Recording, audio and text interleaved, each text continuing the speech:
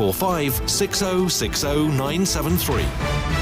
10 minutes before 8. A lot of you still wanting to talk about the rail strikes. We'll get to those in a moment. But as I've said before, it is A-level day. And as I have said at least once before, these kids might have it a little bit tough this year. So if you've got a teen in your life, cut him or her a bit of extra slack. They might not be getting the grades they put their entire school career in, but it's the first ones with, quotes, proper grades. And I put that in quotes as well for the preceding years.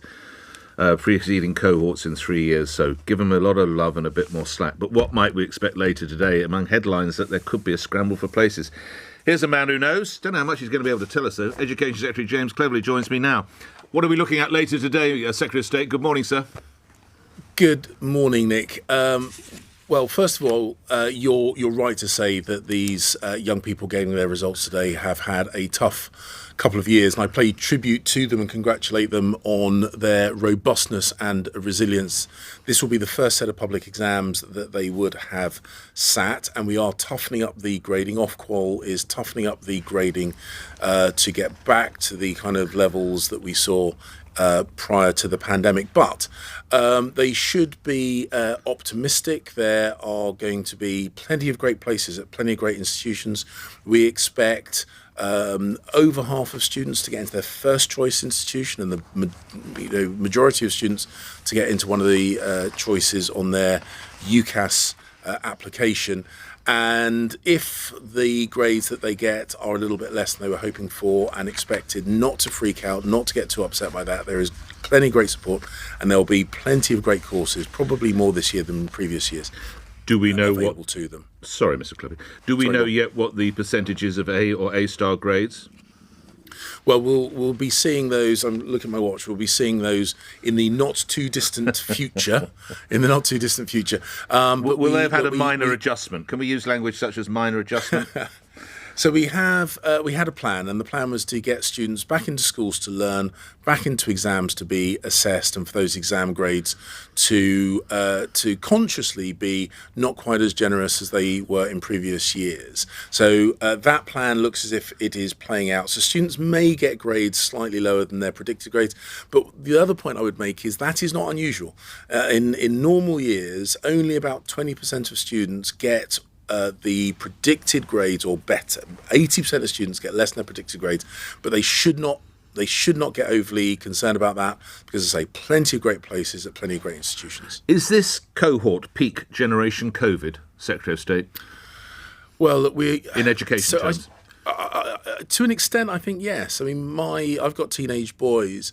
My eldest son is now at university, but his A-levels were cancelled at relatively short notice. He was that first year through COVID. My younger son, who sits his exams next year, has gone through a degree of disruption, but the school's now largely getting back to normal teaching. So these youngsters, and that's why I congratulate them so highly, these youngsters have been through a really tough and turbulent year, and a couple of years, and they have responded incredibly well.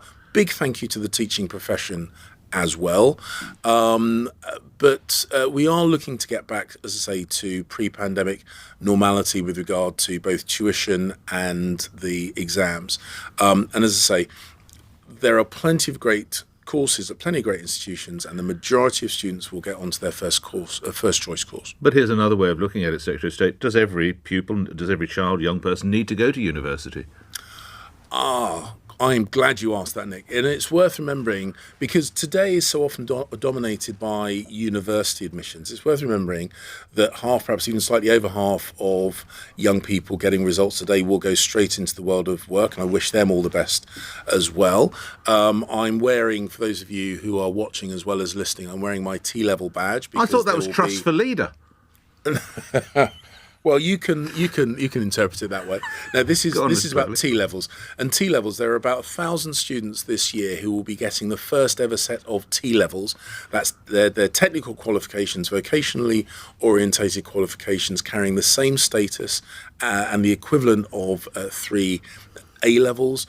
And technical training, vocational training, and employment is, of course, just as important as it is going across to university. And it's about horses for courses. It's about making sure that every young person has a genuine choice of positives, whether that be through taking their education further, or going through one of the high-level apprenticeships, or going straight into the world of work. We want to make sure there are credible options for everybody. All right.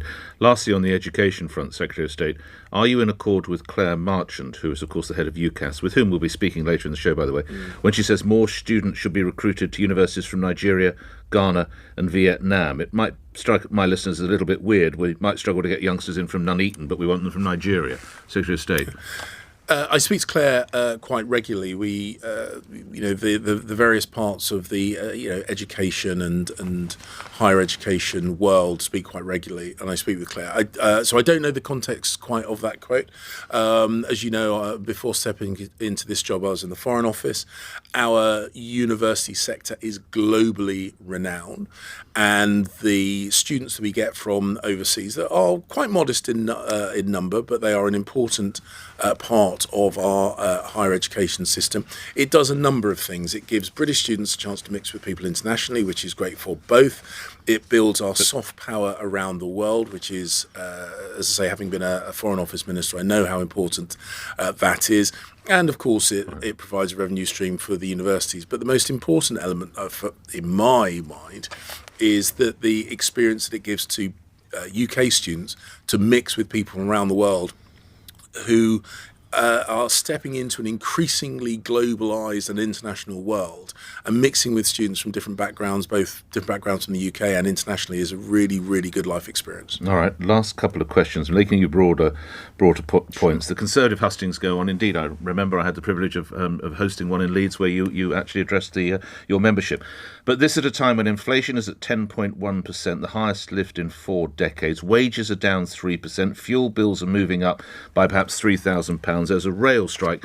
Surely enough of these hustings. Why does it take the Conservatives so long? Enough is enough, Mr. Cleverly.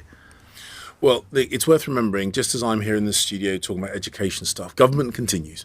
Government does continue. I know Grant Shapps, for example, has been very active and vocal with regard to the plans he wants to bring into place to make sure that the rail unions can't disrupt other workers' lives in the way they are. Nadeem Zahawi's been talking about the assistance we'll give to people through the cost of living, and I'm here talking about education. So government does continue, but we do recognise that these are perhaps even uniquely tough times. Why does it take 6 weeks, 7 weeks, whatever it is? Why? Well, look, I am, I am a former chairman of the party. You're not that long ago, Mr. Cleverly. So why does it take 7 weeks or whatever it is to pick a leader? You can invade Normandy in this time. This was the system. This is the system that is in place. I do think it's legitimate to look at reviewing that. That's an internal party process rather than a government process. But as I say, government does continue. Ministers are still working. It's a bad look. I'm here. Look, it's. Come on, you're an honest bloke. It's a bad look. I would have been very, very happy if this whole process was over more quickly. But as I say, one of the people contending for this is a backbencher, not involved in government at all anymore. Liz is the Foreign Secretary, and I know that she's still active on the foreign affairs side of things as well. But yes, of course, we'd like to see this wrapped up quicker, but we are still working nonetheless. Finally, you served on the London Assembly for a number of years, representing Bexley and Bromley. You also served on the Metropolitan Police Authority. I'm sure you're aware an arrest has been made in the tragic event, so just to warn you. But more broadly, it would appear that London could be heading again to be locked in some wave of knife and gun crime. Secretary of State, what needs to be done? Do you have confidence that the current mayor is doing enough, Secretary of State? I cannot express how angry I am about the situation with regard to violent crime in London. When Boris was Mayor of London, when I was working with Kit Morehouse, we cracked down really, really, really hard on violent crime, and it came down. It looks like the current mayor has been asleep at the wheel. Those numbers are heading in the wrong direction, and he really does need to get a grip of it. Grateful for your time. Good luck. You're next season. Next year he's taking exams, so we'll talk again next year. James Cleverly, thank you. Education Secretary appearing here on LBC. Where at 8 o'clock the news is next. On your radio, on Global Player, and